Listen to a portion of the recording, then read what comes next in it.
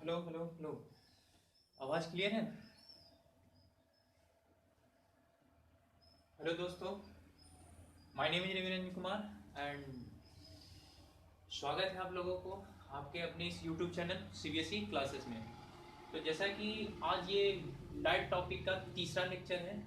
इससे पहले मैं दो लेक्चर रिकॉर्ड कर अपने इस यूट्यूब चैनल पे अपलोड कर चुका हूँ। आज हम लोग डेवलपमेंट थ्योरी ऑफ लाइट के बारे में बात करेंगे। जैसा कि हम स्टार्टिंग इंट्रोडक्शन से बताएं कि लाइट एक बार में इसका डेवलपमेंट नहीं हुआ है। कि ऐसा नहीं कि लाइट किसी साइंटिस्ट ने एक बार इसको डिफाइन करके दे दिया और फिर उसको हम लोगों को पढ़ना है। लाइट का एक ग्रेजुअल डेवलपमेंट है दोस्तों। तो सबसे पहले लाइट का जो डेवलपमेंट में जो सबसे बड़ा हाथ आता है, वो सबसे बड़ा हाथ है उनका सर आइजैक न्यूटन का, जो हमारे ग्रेट साइंटिस्ट जिनका आपने काम देखा होगा नाइन्थ क्लास में। बहुत सारा kinematics, inertia, law of inertia, law of motions, ये सब डिस्क्राइब किए हैं। आगे जाइएगा स्टैंडर्ड क्लासेस 11 12 में तो उनका और थ्योरी पढ़ने को मिलेगा मैथ्स में। तो ये बहुत सारे काम किए, तो इनमें लाइट पे भी काम किया। तो इन्होंने लाइट को बताया अकॉर्डिंग टू दिस थ्योरी, मतलब न्यूटन्स के अनुसार। न्यूटन के अनुसार लाइट क्या है? तो न्यूटन के अनुसार सबसे पहले इन्होंने ऑब्जर्व किया कि लाइट जो है स्मॉल पार्टिकल्स का बना होता है। सबसे पहले न्यूटन्स ने ही ऑब्जर्व किया था कि लाइट बेसिकली होता क्या है। लाइट लाइट तो इन्होंने बताया कि लाइट पार्टिकल का बना होता है। लाइट किसका बना होता है? पार्टिकल का बना होता है। और ये लाइट ट्रेवल करती है स्ट्रेट लाइन में। ये जो लाइट ट्रेवल करती है स्ट्रेट लाइन में, इसका एक बहुत अच्छा ही एक्सपेरिमेंट भी है दोस्तों इनका। कि इन्होंने क्या किया था कि 3 कार्डबोर्ड लिए थे और उसको क्या एक शीट में रखे थे और उससे एक कैंडल लाइट को पास करवाया। और फिर एक कार्डबोर्ड को वो उसके पोजीशन से डिस्प्लेस करते हैं, तो देखते हैं कि वो कैंडल हमको दिखाई नहीं पड़ता है। इसका मतलब इन्होंने ये निष्कर्ष निकाला कि लाइट जो होता है ना, वो स्ट्रेट लाइन पाथ पे मोशन करता है। ये उनका थ्योरी था, कॉर्पस्कुलर थ्योरी के नाम से इनका थ्योरी फेमस है दोस्तों फिजिक्स में। नेक्स्ट है आपका wave theory of light. Wave theory of light जो ये ये नेक्स्ट थ्योरी है लाइट का, कि लाइट ने न्यूटन्स बोले कि लाइट क्या है? पार्टिकल्स है। लेकिन अदर साइंटिस्ट आते हैं हाइजन। हाइजन क्या बोलते हैं कि नहीं, लाइट जो है ना वेव है, वेव का फॉर्म में। जैसे देखे होंगे वेव क्या करता है दोस्तों, वेव एनर्जी कैरी करता है। जैसे आप किसी डिस्टर्ब, जैसे स्टिल वाटर है, स्टिल वाटर में आप अगर स्टोन थ्रो करते हैं तो वो क्या होता है? वाटर रिपल्स बनता है। जो इस तरह से वो क्या होता है, अपने ऑरिजिनेट सोर्स से इस तरह से वो चारों दिशाओं में अपना। तो ये क्या करता है, जो ये डिस्टरबेंस, जो एनर्जी हम डिस्टर्ब किए वो ही आगे फॉरवर्ड होता है, और इस जो एनर्जी डिस्टरबेंस को हम क्या बोल देते हैं? वेव बोलते हैं। तो हाइजेंस ने वही बताया कि लाइट पार्टिकल्स नहीं है, लाइट तो वेव है। कि वो क्या करता है? अपने साथ एनर्जी कैरी करता है और वो मूव करता है। नेक्स्ट है आपका थ्योरी है ड्यूअल नेचर ऑफ लाइट। एक साइंटिस्ट आते हैं एलडी ब्रॉगली, ये बताते हैं नहीं, लाइट दोनों नेचर शो करते हैं। अपना एक्सपेरिमेंट, ये सारा डेटा एक्सपेरिमेंट बेस्ड है। ये 10th क्लास से इसका सिर्फ इतना मतलब है कि इंट्रोडक्शन पॉइंट ऑफ व्यू से इसको पढ़ा जा रहा है लाइट को। नहीं तो डायरेक्ट हम क्या करते हैं दोस्तों, डायरेक्ट रिफ्लेक्शन से स्टार्ट करते हैं। तो ये मैं नहीं करता हूँ कि डायरेक्ट जो टॉपिक है एनसीईआरटी में मेंशन कि डायरेक्ट रिफ्लेक्शन। उससे पहले लाइट को जानिए कि लाइट बेसिकली होता क्या है, वो कैसे ग्रेजुअल डेवलपमेंट में आया। उसी का भी हम हिस्ट्री पे चल रहे हैं कि लाइट का ग्रेजुअल डेवलपमेंट क्या। वो पूरा अगर पढ़ते हैं शुरू से लेकर स्टार्टिंग तक, तो कुछ कुछ जो बैरियर क्रिएट होता है माइंड में कि समझ में नहीं है, रिफ्लेक्शन पढ़ लिए तो, और बेसिकली पता है कि लाइट क्या है, वही नहीं पता है तो फिर आगे पढ़ने से मतलब क्या है। तो नेक्स्ट जो थ्योरी है आपका थ्योरी ऑफ डबल नेचर। इस थ्योरी के अनुसार जो एलडी ब्रॉगली बोलते हैं कि नहीं, लाइट जो है दोनों है। लाइट ये वेव भी शो करता है और ये पार्टिकल भी शो करता है। ये बोलते हैं एलडी ब्रॉगली सर। फिर आता है इलेक्ट्रोमैग्नेटिक थ्योरी।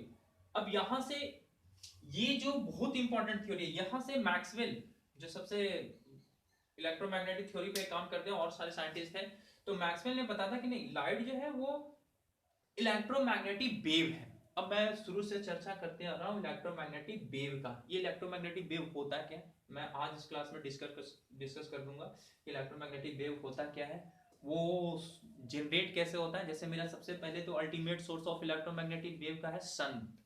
सन से बहुत ज्यादा रेडिएशन निकलता है और वो क्या करता है, अपना जो रेडिएशन को जिस फॉर्म में ट्रांसफर करता है उसी को हम बोलते हैं electromagnetic wave.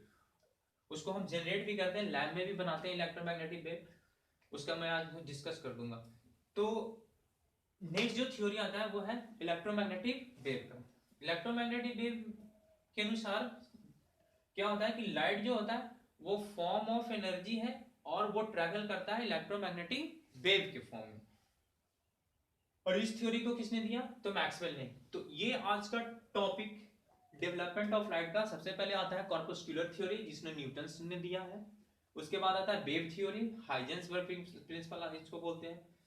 Theory of double nature, LD. Broglie, और theory of electromagnetic wave, Maxwell. ये ही है हमारे जो मेजर डेवलपमेंट ऑफ लाइट में जो मेजर पार्ट है दोस्तों, यही पढ़ना है हम लोग को। लेकिन यहाँ नहीं पढ़ने लोग को, ये हायर क्लास में स्टडी करना है इसको। तो एक बार इसका स्क्रीनशॉट ले लीजिए, मैं आपका नेक्स्ट स्टार्ट करता हूँ जो इलेक्ट्रोमैग्नेटिक।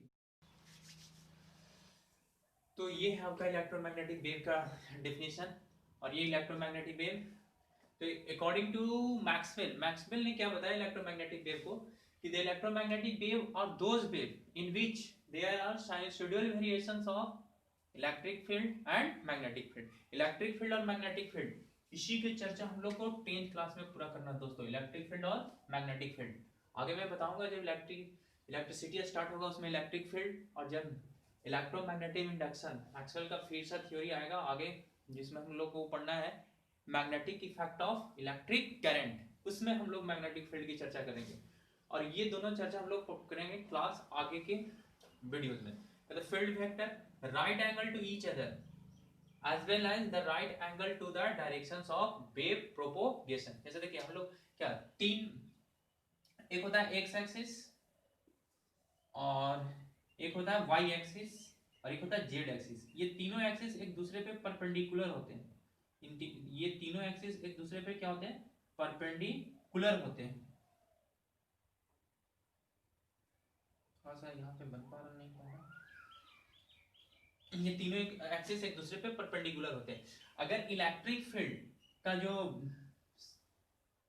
अगर y एक्सिस में इलेक्ट्रिक फील्ड चेंज हो रहा है और मैग्नेटिक फील्ड z एक्सिस में, ये आपका x है, ये y है और ये आपका z एक्सिस है, यहां दिखाया गया है फिगर में। अगर इलेक्ट्रिक फील्ड आपका y एक्सिस में चेंज हो रहा है, इलेक्ट्रिक फील्ड वेक्टर, मतलब इलेक्ट्रिक फील्ड वेक्टर इसलिए बोला गया है कि इलेक्ट्रिक फील्ड जो है वो एक वेक्टर क्वांटिटी है। आप स्केलर और वेक्टर क्लास 9th क्लास में पढ़े होंगे। फिजिकल क्वांटिटी स्केलर क्वांटिटी होता है और वेक्टर क्वांटिटी होता है। वेक्टर क्वांटिटी मैं एक बार बता देता हूं कि वेक्टर क्वांटिटी वो होते हैं जिसमें मैग्नीट्यूड के साथ साथ डायरेक्शन भी होता है। जिस फिजिकल क्वांटिटी को उसको बोलते हैं वेक्टर क्वांटिटी। और एक और क्वांटिटी होता है जिसको बोलते हैं स्केलर क्वांटिटी, जिसमें सिर्फ और सिर्फ मैग्नीट्यूड होता है, उसमें डायरेक्शन को कंसीडर नहीं किया जाता है, उसको हम क्या बोलते हैं, स्केलर क्वांटिटी बोलते हैं। तो ये है आपका इलेक्ट्रिक फील्ड वेक्टर। और अगर जेड में देखिए, ये आपका जेड एक्सिस है, जेड में अगर मैग्नेटिक फील्ड चेंज हो रहा है दोस्तों, मैग्नेटिक फील्ड वेक्टर चेंज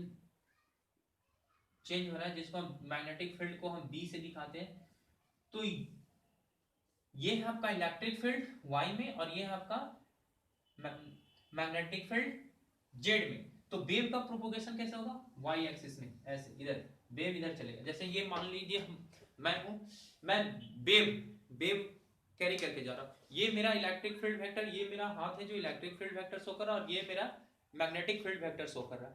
ये देखिए ऐसे ऐसे करते रहते हैं और वेव ऐसे चाहता है, ये ऐसे ऐसे और वेव ऐसे ऐसे।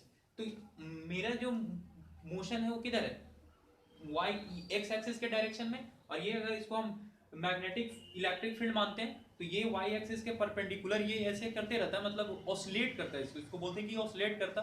और ये भी मैग्नेटिक फील्ड वेक्टर, ये भी ऑसिलेट करता है। तो ये आपका मैग्नेटिक फील्ड वेक्टर और ये आपका इलेक्ट्रिक फील्ड वेक्टर, और वेव का प्रोपोगेशन इस तरह से ऐसे। तो ये है आपका पूरा थ्योरी की ये इलेक्ट्रोमैग्नेटिक वेव ऐसे प्रोपोगेट करता है आपको मीडियम। अब इसको प्रोपोगेट करने के लिए, चलने के लिए कोई मीडियम की आवश्यकता नहीं होती है। ये इलेक्ट्रोमैग्नेटिक वेव है वो विदाउट एनी मीडियम वो ट्रेवल करता है, मतलब इसको चलने के लिए मीडियम की आवश्यकता नहीं पड़ता है। फिर आता है इलेक्ट्रोमैग्नेटिक वेव स्पेक्ट्रम। इसको हम नेक्स्ट क्लास में स्टडी करेंगे कि इलेक्ट्रोमैग्नेटिक वेव स्पेक्ट्रम क्या होता है। फिर सोर्सेस ऑफ इलेक्ट्रोमैग्नेटिक वेव के बारे में पढ़ेंगे। तो एक तो मेरा अल्टीमेट सोर्स है दोस्तों जो आपका सनलाइट है, वो जो प्राइमरी इलेक्ट्रोमैग्नेटिक वेव का सोर्स है वही सनलाइट।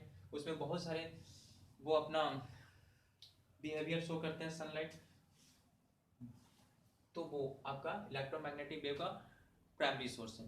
तो आज के लिए बस इतना ही, तो मिलते हैं फिर अगले वीडियो में। अगर आप मेरे चैनल पे नए हैं तो मेरे चैनल को सब्सक्राइब करें और बेल आइकन को हिट करें ताकि जितना भी मैं लेटेस्ट वीडियो अपलोड करता रहूं और उससे रिलेटेड सबसे पहले आप लोगों के पास पहुंचे। तो अगर आपका ये वीडियो पसंद आता है दोस्तों तो मोटिवेट करने के लिए लाइक कीजिए और अपने जो भी कोलीग हैं, क्लासमेट हैं, उनके साथ शेयर कीजिए कि क्लास 10th का फ्रॉम बेसिक से लेकर हाई लेवल तक का क्लास स्टार्ट हो चुका है। तो आप अपने दोस्तों को वीडियो शेयर कर सकते हैं और रिश्तेदारों को शेयर कीजिए, जो भी आपके साथ में पढ़ते हैं उनके साथ शेयर कीजिए। और अगर आपको वीडियो पसंद आए तो लाइक करते जाइए। ठीक है, थैंक यू दोस्तों, बाय।